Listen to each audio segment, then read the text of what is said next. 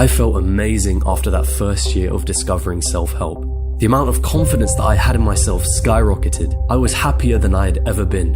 I wasn't looking back anymore. The old, lonely, wanting to be liked by everyone else version of me, that was gone. The unhappy me, that wasn't there anymore. I was someone new. I felt like someone new. I didn't ever want to go back to feeling like I did before. I'm going to be successful is what I told everybody. And at that time, success for me was becoming one of the world's best actors. But of course, this is never how reality plays out. It sounds really silly, but at the time I truly felt like I was going to be happy forever, or at least in this constant state of motivation. Self-development is its own bubble. You're surrounded with positive messages. Everyone's telling everyone you're all going to be successful. All your gurus are making posts about being happy and blocking out those negative thoughts. But just like any bubble, there's always a burst. And my burst came when I started losing my passion for acting.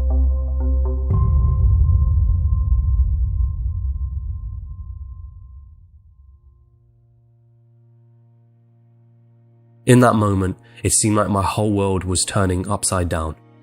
Since I was a kid, I told everyone that this was my dream, this was my passion, that I was never going to quit being an actor, because that's what self-help taught me to do, never quit.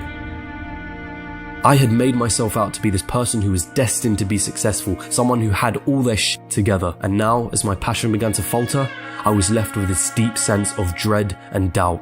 And I never said a word to anyone, not for a long time. I tried to convince myself that I wasn't losing my passion, that I had everything in check as I always had, that nothing had changed. Why, you might ask? Because in this bubble of self-development, surrounded by positive messages, I was made to believe that negative thoughts about quitting were wrong. And even worse, I felt like if I accepted those feelings of unhappiness with what I was doing, I would go back to being the old version of me, the version of me before self-help. It took me a whole year of inner self-talk and debate until I finally realized I had to come to terms with quitting. And I had to accept a truth that the world of self-development was trying to hide from me. There will always be struggle, and that's okay.